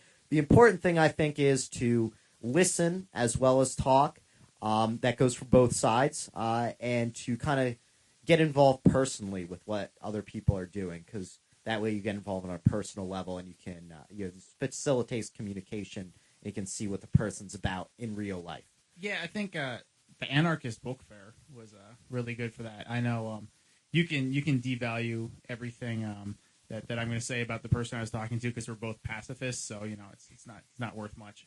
But yeah, I mean, Ryan's a pacifist, and here I am. I'm hanging out with him, and I'm okay with that. They put us next to a table. They put us by the Christian workers, right? Catholic worker. The Catholic workers. Sorry. The Christian worker. Yeah, Ammon Hennessy would. He wouldn't kick my butt. He's a pacifist, so Yeah. So take that, Ammon. And they also they put us next to the anarcho-pacifists, who, if you talk to them, they identified as Gandhian anarcho-communists, which was kind of okay. cool. I can understand that. Yeah, so I was talking to them for a little while, and they were espousing the benefits of anarcho-communism. But apparently there was a league of them in like the 90s in Jersey, and they had 6 or 7 members that subscribed to this anarcho-communist belief that you were just talking about. So they were very interesting to talk to, and like you said, very productive when you actually talk and you listen to people and you have an interaction. You mean you don't just get confronted with an idea that's different from yours and just assume that person is out to get you and destroy everything you love and start talking about stealing their stuff or oiling your guns over the internet? I just bring a Sharpie with me and I write down links to Mises articles that prove my point. So that's what I do when I have an argument with someone. I just yank their shirt off and I start writing on them in Sharpie. These are the things you need to read to be able to talk to me at all. That's what I do. You have to agree with me on point A, B, and C, and then we can argue about point D, but you are still wrong. You are wrong. So, all right. So we're talking about getting out there and actually doing stuff. You were doing stuff on May Day too, and that's something I want to talk about. Yeah, I went to a Food Not Bombs rally at a park on the corner of French and Jersey in New Brunswick, and it was pretty cool. I showed up. I've never done any Food Not Bombs stuff before. I saw the cool flash animation on their website. That is the extent of my knowledge. So I showed up at this place, and they had a table and they had food, and I made a heck of a lot of mashed potatoes with lots of garlic because mashed potatoes don't taste like anything. So you need garlic to make them taste like something. Okay. But I showed up with my big tray, and this woman who, I don't know if the problem was that she was high or the problem was that she wasn't high. But she shows up at the table, and she starts bugging out, right? And she basically tells them, she's like, gotta move your crap. We don't want your food. She's using a lot fouler language in this. And she's like spitting on people. Like, I mean, this woman was pretty nuts. Wow. And see, I actually went to the same thing last year. Nothing at all like that That's happened. what the guy said. He's like, this has never happened to me in all the years I've done service. He was like, and he's talking to the woman. He's like, it's free food. If you want it, take it. If you don't want it, leave. Like, it's free food. So she says, well, I'm going to get some of my friends. We're going to get you out of here. So she goes to round up her friends in the park, right? And she walks around talking to people, and all the people she talks to are like, oh, the free food people are here. That's awesome. They show up to come get some free food. And I'm still wondering at this point, I'm like, is this woman a threat? Might she like randomly show up and stab us? Then she initiated an argument with the garbage can, and I was like, okay, she is no threat whatsoever. So, at that point, she kind of just like wandered off and never came back. We served a lot of people. You'd be amazed how many people just really kind of want like interaction, especially the kind of people who, hang around in a park in the middle of the day. So we talked with people. I did the best I could. My Spanish is not that great. We gave out flyers. Actually, I brought one back that I got to scan so we can put on the website. That's about immigrations and customs enforcement, but it's all in Spanish, like it should be, but I don't know Spanish to make them. Oh. I mean, it's not just Hispanics. I mean, that is certainly a major target of people. They don't want Mexicans hanging around or whatever they say. Mexicans hanging around. It's a major problem. Racism is certainly an issue. However, it's not just Hispanics who get in these things. A lot of Arab Americans were rounded up in these things. Asians, especially who are Muslim after September 11th. Eastern Europeans get in these things. So it's not just that it's certainly someone's ethnicity is an issue, but it's not just one specific type of person who's getting rounded up in this. It would behoove us to have pamphlets in many different languages, and now the only one we've got is English. So anything is better than just English. And certainly there are large Spanish-speaking communities in New Jersey that could use this information. Yeah, so we gave out that information. We listened to a Michael Jackson album on loop. We must have listened to it like 7 times. Oh, man. But everybody knew every song anyway. Yeah, pretty much. It's the one where he has that song with Paul McCartney. That's Oh, got it. see, now you got to think Oh, of it. Say. Okay, yeah, go ahead. I'm gonna sing it now. I'm not gonna sing it. We hung out in the park and we kicked the soccer ball around. There wasn't a whole lot of discussion about much. It was just kind of like, hey, Just kinda hanging food, out soccer. and stuff. It was what was going on? It was like Rutgers Days or Rutgers Week or whatever they do. So there's all kinds of concerts and random drunk people stumbling around too. But yeah, I mean, it's I really like the Food Not Bombs idea in that you're putting yourself in a position where it's damn near impossible for somebody to say that you shouldn't be doing what you're doing. You're But the giving government food to does. people. Yeah, but they do. But I mean, they like, do. if somebody is going to come down on you, you want to look like, It's the most unreasonable thing. exactly. And giving out food to hungry people and having somebody shut it down, that's about as unreasonable as I think it can possibly get. Yeah. So I think it does a good point in that. And it's direct action. People are hungry. Why are people? The And it's FSP does the participatory, same too. thing well as with the unlicensed work that they do, like the unlicensed manicures and the unlicensed, was it floral arrangements they do in Louisiana? Is it just protest ridiculous things? Yep. Food Not Bombs is participatory too. It's not just giving it to people; it's encouraging people to get involved in gathering and sharing. It's true. And why don't you just, if people haven't got the idea by now, why don't you just give a brief idea of what Food Not Bombs is? Okay. Well, that might be tougher than you thought. Well, you know what they're for and what they're against, but how does this translate into action? Well, okay. So basically, the idea is you have Food Not Bombs chapters all over the place, and you have some of them that are defunct, and you have some of them that are still functioning. But anybody can really do this if they decide they want to do this. And you get together, and you have a table that you can serve off of, and you have things that people can eat off of, and you show up with vegan food. And the reason it's vegan food is it really meets the criteria for any meets the criteria for just about anybody's diet. That you don't have to worry about food allergies and things like that as much with it. So you show up and you do a service and you give people food and you talk to people and you build community. You help people who might be hungry, and just in general, I think you do a good thing. It does a nice job of highlighting positive things. Like, why are we doing some of the things that we are currently doing as a nation when we could be worried about community, we could be worried about feeding people who are hungry and things like that. So that's how I view it. So are you considering doing more Food Not Bombs activism in the future? Maybe getting a Trenton group together? Yeah, I mean, I'd love to. The cool thing about it was I got to network and I got to meet people from the surrounding area around where I live. And, it doesn't take much of anything to do this. So you can show up and you can give food to people. And you just seem to meet more people and, more people and more people. And you foster discussion. And I think that's a good thing. So I would like to do more activism with it. So if anybody's interested, they could contact us. I might be interested. It sounds like a good time, honestly. Yeah, it really is. It's really really chill. Yeah, you could probably turn this whole thing into some individual Sanders collective.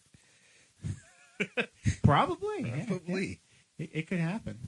All right, so that was going on May 1st. What was the other thing we were bringing up here for discussion? There was Greece. Greece got bailed out. Someone big who time. bailed them out? What's that? Who bailed them out? You? Yeah. Oh, yeah. Probably. I wouldn't be surprised if the It's not like it was really that much Fed money. had something to do with it. I mean, in comparison to what Americans, the big American debt, it really wasn't that much money anyway. It was $130 billion. Yeah, it's like something that some actual, like a group of billionaires probably could get together and pay the thing off. That's pushing it, but They're like I mean, 500 billionaires out there. relative to a couple trillion that the U.S. probably pumped in, yeah. But Dozens of but trillions. it's more than that. It's the contagion, which is what everyone's calling it. But Yes. the way that it affected, their own domestic debt, and then Portugal and Spain are got downgraded, and if this continues. Well, I think it was Rothbard shortly before he died said that when the euro meets its first big crisis, he'd be surprised if it survived. And should Greece go down, which I don't see this bailout really helping. I mean, it might sort of paper things over a little bit, but you've still got a country whose debt is tremendously expensive. Yes. And then if it goes to Portugal and Spain or some of the eastern countries, could be a lot of hard times for the European Union. Is there a huge benefit at all that the rest of the, specifically the European community, but the world community in general, will see from Greece having its debt eliminated? Well, if they're able to paper over the problem, then it will keep the rest of us from probably further going down the tube. If it doesn't work, if they're not able to fix the illusion or the illusion of a fix sticks, then then shit is just going to get much worse probably. If the euro falls apart or the euro bloc falls apart, that's bad. I mean, as a reserve currency, the United States, the way that reserve currencies work is really based on just percentage. So they call the U.S. dollar the world reserve currency, but that's only because it's like 65% of all currencies are pyramided on top of it. But more and more, the euro has taken over that in the past couple of years. So it's like 30% or something is pyramided on top of the euro. If that 30% of the world currency or the euro dies or is damaged severely, 30% of the world's currencies are going along with it. Jeez. So, and that would dominoes affect. Will fall like a house of cards. It's very possible. The other thing that could happen though is that the euro goes down, and since the only thing left really is the dollar, the dollar could rally. Right, because I figured by default it's going to be a whole lot stronger since people are going to turn to the dollar. It wouldn't actually be stronger, but it would be stronger relative, and therefore push it up. All right, not absolutely strong. And that's very possible too. It's one of those things that the Austrians are famous for wavering on. That they don't make predictions, right? And they say that. So when they predict, they're not really predicting. Yes. They're saying all things being equal based on what we know. Paribus. So we'll see. They're not saying when. Austrians don't talk about when. They just say like if, then this. And by Austrians, they mean the Austrian School of Economics. Not just the country over there with the Philharmonic and the chocolate and the gold. Not economics that has to do with the country Austria. Yeah. Which, amazingly, even today, might be fun, honestly. Even today, when Ron Paul has gotten the term Austrian economics, coming from people in the media, there are still many people who go, Austrian economics? What do we care about Austrian economics? That happened to Peter Schiff in a debate, I hear. I took cross-country skiing lessons, and I learned from an Austrian guy named Sven, and he came out of the little booth to give us the cross-country skiing lessons, and he's like, I'm from Austria, and I said, oh, does he ski here? The ghost skis. So, if you say that this system where the state and money are connected is you have the welfare state and everything, this is kind of unstable. I think it behooves people to kind of detach themselves, their identity, their security, as much as they can from the state system. And it's I guess very hard. Yeah, but it is very hard, and I think some of the things we were saying before, where you get community involvement, we were talking about food not bombs. We were talking about solidarity, building a more consensual education system. These things are some ways to go about that, where you're kind of unhitching yourself from the major system, and I think that's a good thing for people to do. I'm not saying by that I don't mean run to the hills and live in a cabin, which some of us here might think is a very fun thing to do. But I recognize that's not for everybody, and we have some laughter over here. There's Bosco has this. Well, he can. See, Have him tell the story. this is the guy who got me into washing my clothes using a Just in general? handheld plunger. Oh. Yeah, just washing the clothes I in know. general. He got me into washing And my he got me clothes. into that whole clothes washing thing. He's a really clean kind of guy. I was saying the other day, I washed my clothes in a bucket, and then I used the rinse water from that to water my garden with. And I'm pretty sure you have to win some sort And of you were like, barefoot in a homemade yes, t-shirt. I was barefoot in a homemade t-shirt, a homemade Benjamin Tucker t-shirt while I with did it. marker. Yeah, made with Sharpie marker. I'm pretty sure you win some sort of like dirty hippie award. Yeah, And then I was saying, something. I'm pretty sure the award is some kind of exotic fungal infection. That's what you win for that. He's a fun guy. Yeah, I mean, the problem with like going off and living in a cabin in the woods, you can secure for yourself a lot of individual liberty, and you can become very, very self-sufficient to the point that you can say, hey, I'm living independent of the government. But, life without other people really sucks. Like, So true. yeah, like not having people to talk to, I don't see how that could work. That's why I'm really excited about some of the stuff going on with the Free State Project, where you have groups of people who are seeking, a more or a less state-involved lifestyle moving to one area, because then you've got a bunch of people trying to do it, and you can maintain community and you can maintain things like that. Because I'm very, very big on community. As much as I like the whole independence thing, I do recognize that humans are social creatures, and we really need to interact with others. Yeah, I think it goes along with the fullness of life. It's awesome to go out, do crazy primitive shit on your own, and experience a different part of nature than you would normally. It's something firsthand. It's not mediated by other people. You're experiencing directly you with the mountain, you with the forest. But that's not all of life. There's also you with other people that are also part of nature, and that's a very important thing. So that was kind of an aside there. We don't actually advocate that everybody leave the sheeple to rot in their hives in the urban hellholes.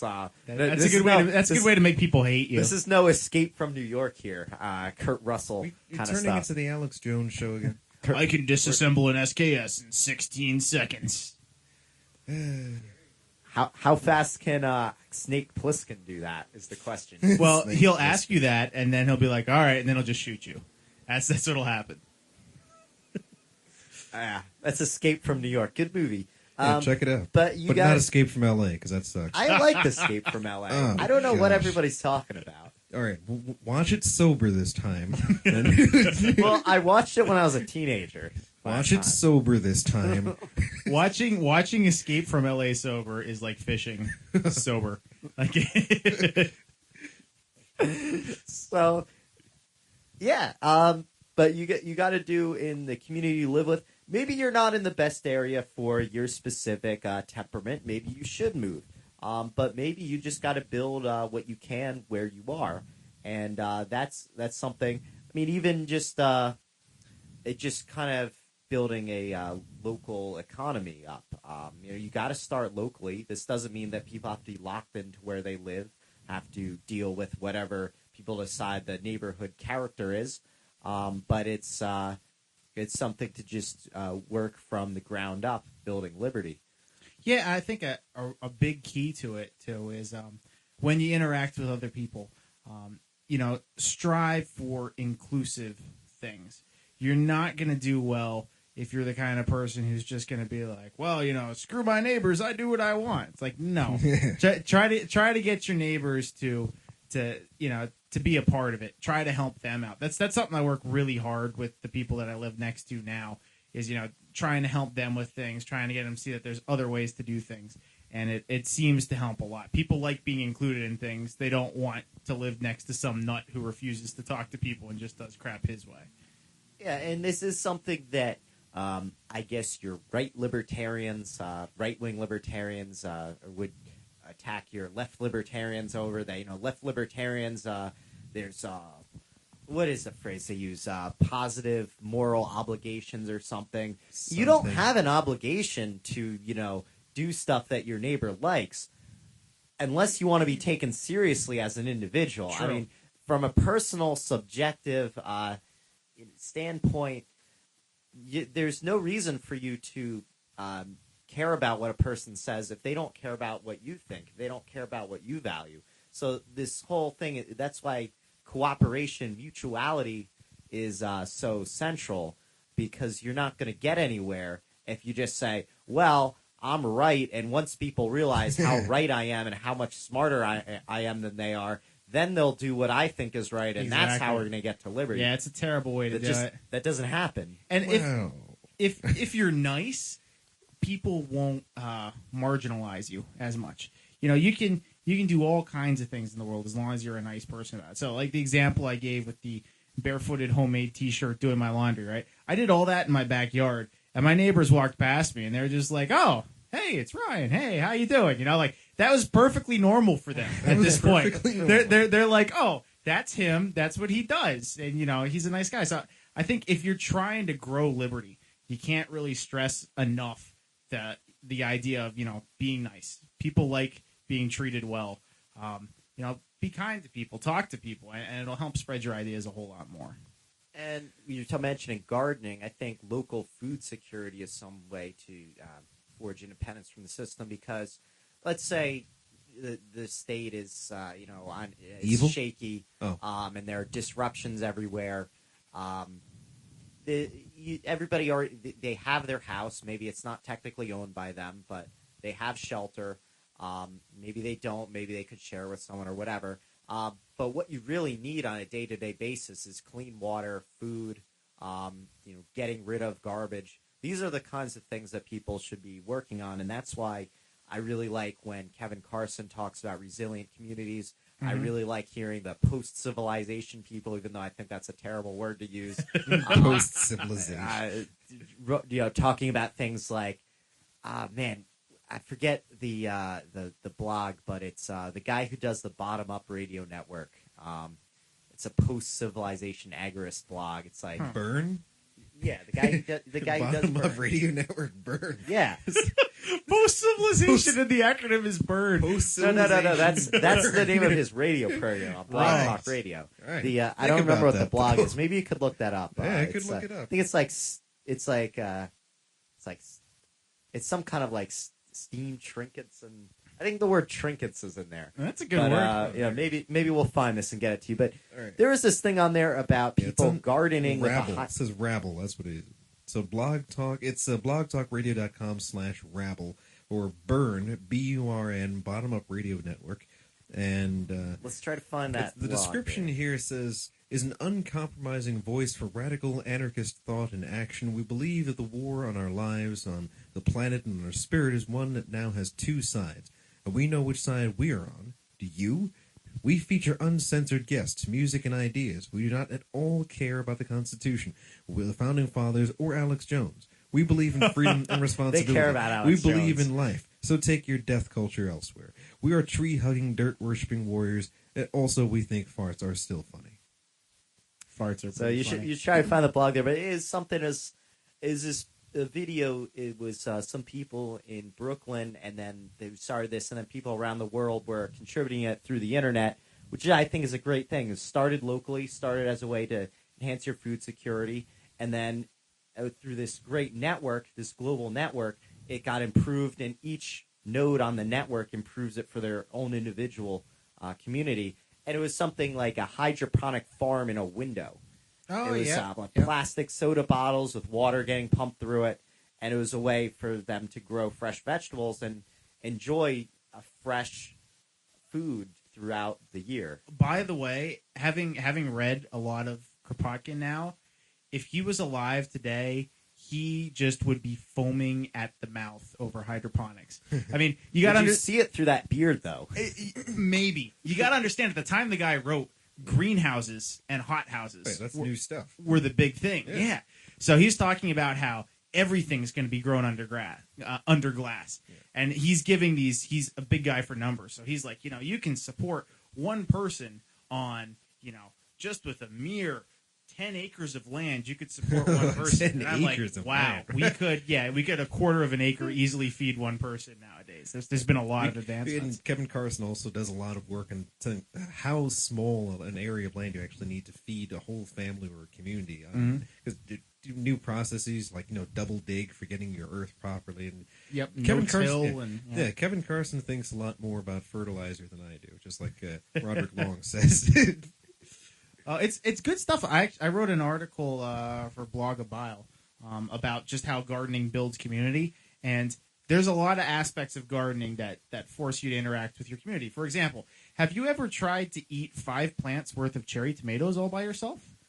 Your options are 1, learn a food preservation Cherry technique. tomatoes are awesome. Exactly. Or 2, give They them to are. people, and people think, just like Darian said, that cherry tomatoes are awesome.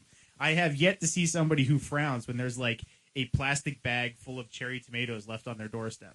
Now, granted, I don't necessarily live in the greatest area, so people may kind of look at it like, why the heck is this here? He's tossing them out. But yeah, I mean, they're delicious. And you end up with, if you have a garden, you end up with so much stuff that you can give other people. And cherry tomatoes grow great in a large pot. If you want to look that up, I grew some on a balcony at my previous residence, and I had them growing for a while, and it was great. Cherry tomatoes. Yeah. Actually, if we're talking about farming, what is it? It's May. It's well past the frost date here, but if you're on the East Coast, pretty much you can plant later stuff from seed now, or you get plants and start them right around now. It's the right time to do it. All right, let's take a minute to talk about the show here. So it's 9:42 now. Perhaps we'll take this to 10 o'clock, make it a 2-hour show. Sound 2-hour sound show. good it to is. you? Something I wanted to read just really quickly because we were talking about being neighborly and all that, and not forcing your way on other people. A quote from Benjamin Tucker. We've been talking about Benjamin. He says, "The moment one abandons the idea that he was born to discover what is right and enforce it upon the rest of the world, he begins to feel an increasing disposition to let others alone and to refrain even from retaliation or resistance, except in those emergencies which immediately and imperatively require it." Benjamin Tucker. So just leave people alone. And by leave people alone, we don't mean don't interact with people. We mean let them do their own thing. Don't You bother can people. enjoy their thing too. Don't Yeah. bother people. Don't molest people. Don't do these things. Just leave them alone. No, And interact with them. You know, Yeah, you can find, interact find with them. out Consensual why people do the don't things just they poke do. them in the eye and interact with them. I mean, actually interact with them. Study them. Hey, Under- what you doing there? You want some cherry tomatoes? You don't want one? You're gonna get poked in the eye if you don't take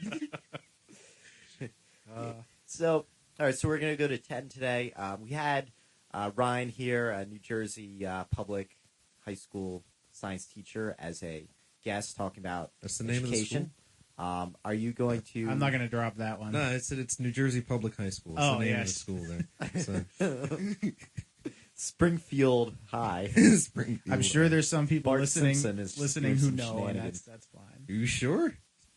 What was that? You sure there's some people listening who know? Yeah. Actually, I'm sure on that one.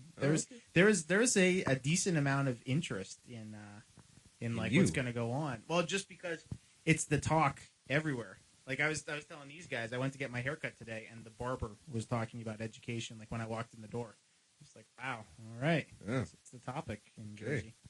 Yeah, I mean, we had all those students walking out in the other week. Yeah, and then we had the governor accusing teachers of telling students to walk out, and the governor doing all kinds of fun stuff. And Governor. Who's You the know, governor The again? fact that he governs Some guy. means he's a So, bad I guy. can't remember his name because I live in New York. The real Because his place, name so- is ridiculous. Like, What- I actually had to, I was like, wait a minute. No, that can't be his name. I'm not going to mention that on air because that can't be his name. It's Chris Christie. yeah, Chris it really Christie. Yes, That's that really was his name. His name is Chris Christie. is. Yep. So, this is like, when people say that government does bad things, like, a lot of people, you have a government paycheck, which that money's not taken consensually, so I'm against that, but they might not be actually governing. They might be producing in a field that's monopolized by government. The people who govern are the people who say what has to be done. They're the people who are in charge. The governor would be somebody who governs, and that's the problem. Is we have people who govern. So we had Ryan on today. Perhaps you'll join us in future shows. Yeah, I mean, I definitely love to help you out with the technical stuff, although it's daunting to say the least. Yeah. Did we actually get the phone line fixed? All right. So maybe next week we'll have regular phone calls available. Again, if you have any questions about this week's show, you can email them thinkingliberty@gmail.com. Yeah, if got you a want to get in Gmail address contact now? with any one of us. Awesome. We got an actual Gmail address. Yeah. Yeah, There's- we're moving up in the world. There was a Right. guy talking Moved about out of the starting a basement. school, Yes. so if you're still listening, make sure you send us an email Yeah. because you're not the only one who wants to start a school. There's Yeah, a lot we of got. people. Oh, speaking of starting schools, and we already talked about this the other week. My friend Kate Richards Baker, who has founded her own school up in New Hampshire, which is called the. What is the name of the school? I was looking at that. She's got I forget the name of it, but it's like younger kids Yeah, right now, right? It's the New Hampshire Academy. I forget the name of the academy, but either way, no, they've got my money already. So they're doing. Well, how could somebody find out information about this? Well, I personally find out about it on Facebook. You but can- I will you can put the Google it. information up. You can Google Yeah, it. if you Google Google what? like Yeah. New Hampshire Academy, Yeah, let me, I got it off your show before when Tennyson was talking about it. Yeah. But yeah, actually, I wanted to get in touch with them because I wanted to see if they wanted Oh, yeah, any if, science help. I'm sure they do. Because they're dealing with young kids who are going to be intensely curious, and so the idea is just to deal with them in the best way that they can learn. So lots of individually tailored things to a small number Yep. of kids, and they'll learn it quick. Cool thing to Google too if you're interested in education is democratic education. So it's an idea that started, I want to say like it came out of the 60s, and it's a different schooling idea where students have more of a choice in what they do and how things are done. How about unschooling? Unschooling is another good thing to Google. People you can look up. John Taylor Gatto is always a good one. Of course. Scholars There's, Academy. That's what it was called. New Hampshire Scholars Yes, it's Academy. called the New Hampshire Scholars Academy, and you can find that at Scholars Academy. No, just scholarsacademy.com. You can find it that way. Okay. Yeah. Awesome. So other things you can look up: Murray Rothbard, education free and compulsory. Yep. And then there's the New Jersey Alliance of Libertarian Left pamphlet, Liberating Learning. If you look at nj.libertarianleft.org, click on resources. And there's John Holt, the father of unschooling, Yeah. as somebody just told me because I didn't know. And Yvonne Tillich, of course, if you like to read that other stuff there. So, wait, scholarsacademynh.org. Thank you. That's the one it is. Yeah, I got to get in touch with them. Yeah. A couple of weeks till Porkfest, too. So, Yeah, I'm looking forward to that. yeah. So, Tennyson, hopefully you'll be joining us. It's a little bit longer of a trip for you now that we're on the I other know. side of that big river. And I got to come over to this whole other state. I mean, people who aren't in New York City, I'm sure, are in some way just kidding, right? Because you have to be here in New York. We could do a pledge drive to get you a kayak. It's going to take a little while to kayak over here. A speedboat, then. A speedboat? Yes, I'm going to get a We need James Bond. the yeah. bat boat. That's I'm what going to we get a need. James Bond villain speedboat We're over sorry, here. but our host was detained by the Coast Guard. Yes. It's like he was going too fast. He must have been smuggling something over here. I would not want to ride a boat on the Hudson right now with, New York being the police state that it currently is. I imagine that'd be pretty crazy. Yes, it is. All right, so perhaps a hang glider, an ultralight aircraft. Ultralight aircraft, things that kill people and people who fly them. So I will just get my teleporter working, and then and not the other teleporter that has to do with the atoms going at the same time. I mean real teleporter. It's probably pretty geeky of me to admit this, but every time I drive somewhere new and I figure out the route enough, Yeah. I always tell myself if I could pick a respawn point, I would definitely put one here. So I have like a list of places in New Jersey, New York, where I was like, I would just like a respawn point. It's like I'm gonna tag Yeah. right here. And then put my proximity mines right next to it. So I was hoping to get some more guests on the show. Call-in guests. The Skype works pretty well, right? Well, we haven't had a Skype call, so We're working on it. well, hopefully we'll do that. We'll do that with maybe somebody we know, so that they bear with us on this. So Who's gonna bear with us? Jeez. I don't know. We'll find someone, but hopefully we'll get in studio guests. I believe the persons whose living room we're in should have the final say on that. But This is a living room? This is a we're living in it right now. Where it's a producing room, a radio room, Yeah. a Texas Chainsaw Massacre room. Yeah. There's a Neo Geo sign on the wall. Yeah. V mask on the wall. There's all types of cool stuff in this room. So come on down. Maybe you'd like to see it. Oh wait, we can't invite people. We're inviting people to a place that's not ours. Oh, this is awesome. Yo, I know this cool place in The Bergen address County. is 1522 Mockingbird Lane. So we've just become anarcho-communist here. Now we're just inviting people. Come on down. You can use it as long as we're not. Yeah. You could use it. You could use even if we are using it. You could use it. Yeah, I think spicing the show up with more guests and stuff like that would be very cool. That for was you something guys. I was hoping to do, but when we had the two biggest guests, Charles Johnson, Roderick Long, the show failed, and then we could never count on it to work right. So that's one reason I really hope this new setup works out, because Once again, you've taken control of your destiny, just like the teachers in New Jersey need to do. So we've taken control of the means of production. There you we go. are now doing things on our own. We've gotten the bosses and the rentiers off our backs here. So. There you go. but does that mean that as owners of the means of production, we are now the capitalist enemy? Yes, we are. Ah, damn, I hope there are no proletarians around But at the here. same time, we are also the workers. So we have finally subsumed history here. So are we at the end of history? Oh, we're beyond the end of history. Are we at the We're end of past the- civilization? Are we?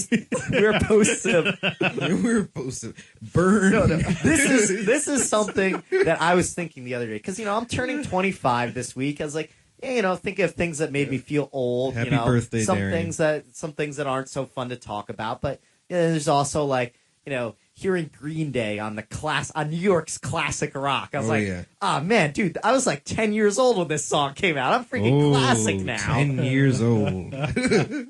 This is like mid '90s. It's like back in the day now. This is like a historical era, and yet meeting people who were born in the '90s who are like full legal adults now. Yeah. It's like, dude, I remember the '90s. What the hell is the problem with these people?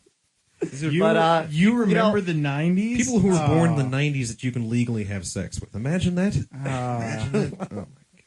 Oh my So- goodness. Here it is. The year is 2010. Think about that. That is the future. Like in the It is. 90s when I'm growing up, 2007, 2008, that's like, okay, that's the future. But once you get into the double digits of, the last years, it's like, That's like sci-fi novel status. that's right like there. 2010 was like the singularity. You don't see past 2010. It's like, Singularity. Darian Warden, 2010. it's like now it's like now we're legit in the future. We have little phones that we can connect to anywhere in the world. Like, know. and, Is scarcity over? Well, Is now that Is comes civilization that over? comes later. That comes later. it's coming. Yeah. So, but imagine at any time that you want, you could probably get your phone out and you're thinking of something. You're thinking of some music video that you may have seen somewhere. You're telling someone about the music video, and then all of a sudden, like, oh wait, I could just look this up on my phone, and then your phone is showing you this thing that you were just thinking about a second ago. You can have it anywhere in the world. pretty But much. can you do that 20 miles out of Moose Jaw, Saskatchewan? Maybe you can. If we can find Moose Jaw, Saskatchewan. Maybe it's near Saskatoon. We've got a question here from a Skype user. Where's my my flying car? I got your flying car right here. That's why it's so hard for tennis. I mean, this is like, Tennyson turned down a flying cart. We offered to get Tennyson an ultralight, and he was like, "No, those kill people." obviously Exactly. he's never seen Harold and Kumar go to White Castle because it worked fine in that movie. Yeah, I could just get on the back of a cheetah in that movie too. Well, why don't you? That I guess only- cheetahs can't swim. that only very works well. in New Jersey, apparently. So yeah, that's a problem. So speaking of looking things up, did you find that blog I was talking about? No, the Burn. only thing was links to the radio show at Blog Talk Radio, and if you go to their Twitter, it's just a link to Blog Talk Radio. If you go to their Facebook, the Facebook page is down. Okay, so yeah, maybe we'll even get that guy on our show. Yeah, Yeah, what- I really think like you should you should work on getting like out there people that you might not necessarily have the same views as. Okay. That might be worth doing. like maybe some of those other anarchists I could that we're probably giving get you our that- NJ All things That to. that at the- Ancom Anpac guy, he was really nice. He'd probably be happy to talk with you.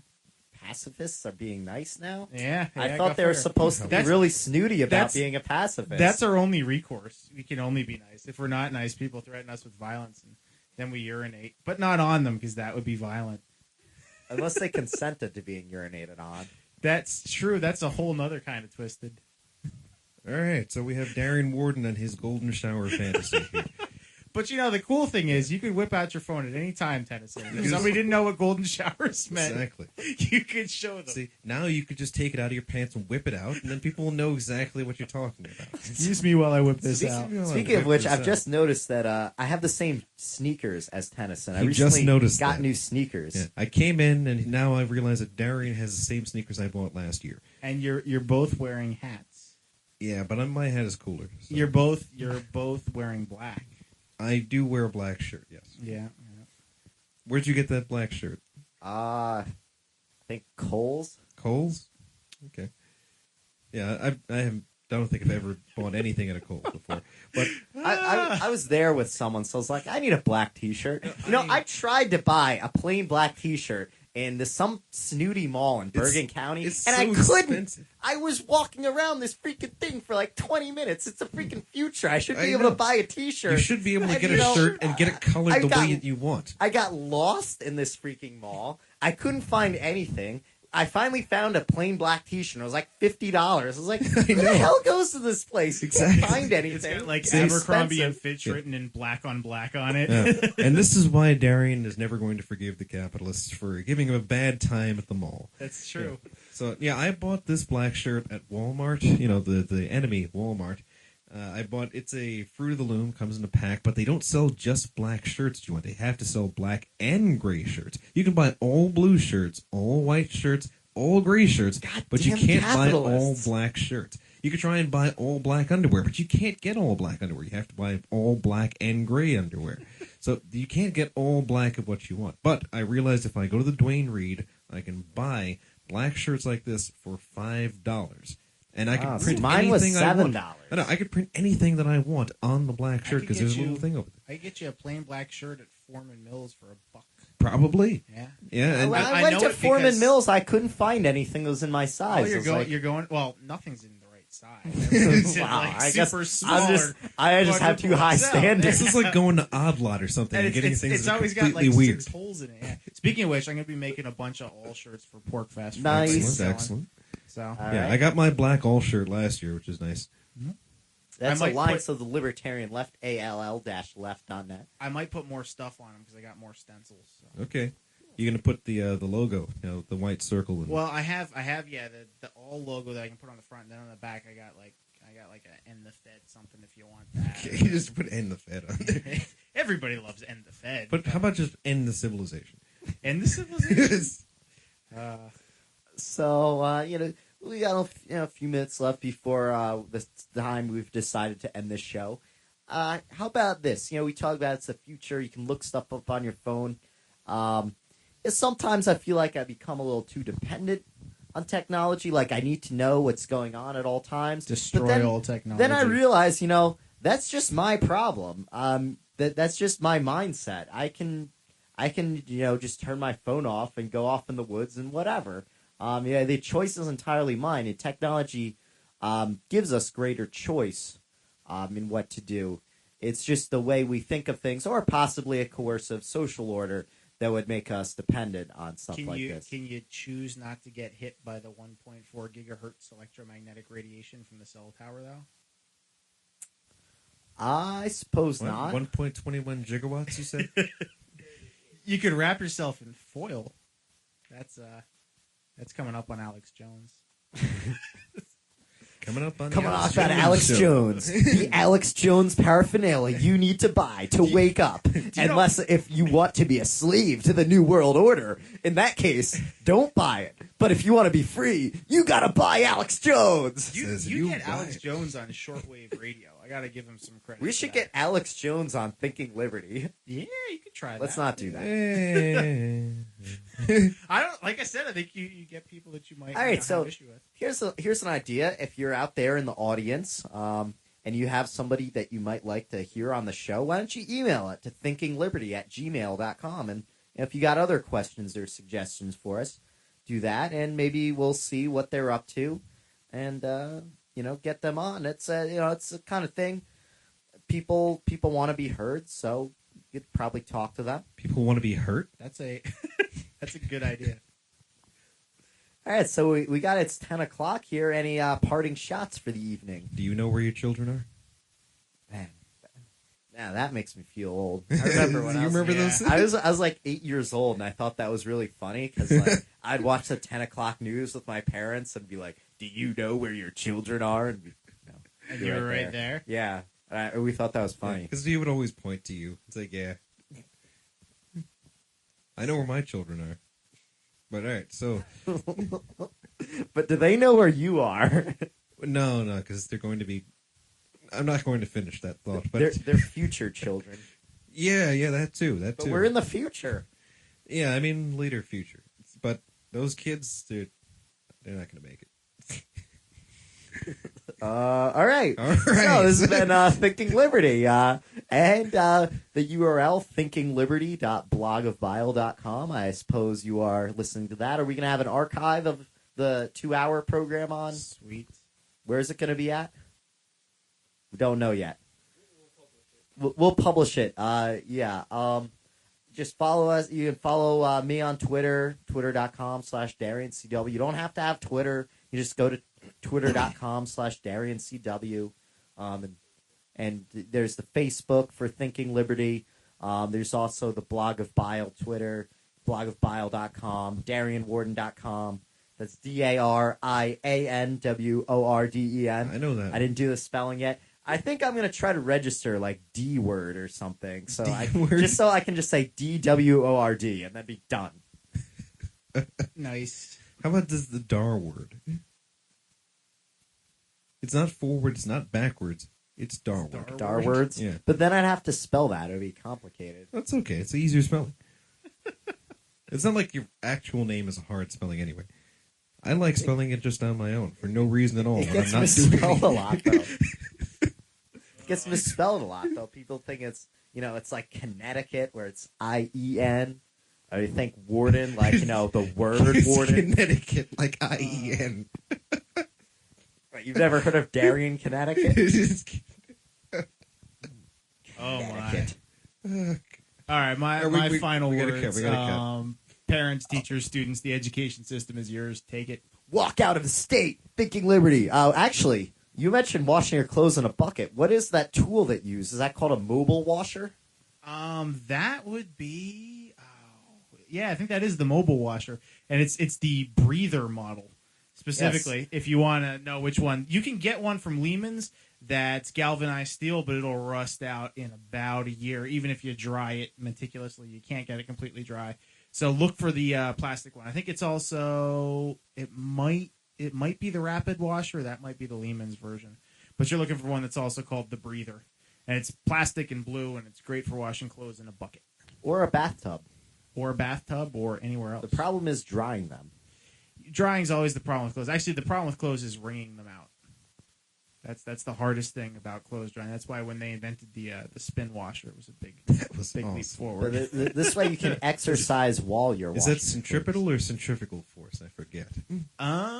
Well, centripetal would be what keeps the clothes from flying off at a tangent. Okay. So. And then centrifugal would be what makes the water fly out There you go. if you solved it in a rotational, like a cylindrical coordinate system. Physics. You works. don't want to go there. This has been Thinking Liberty. Thanks for tuning in. We're out. Play some music. So who needs a heart when a heart can be broken?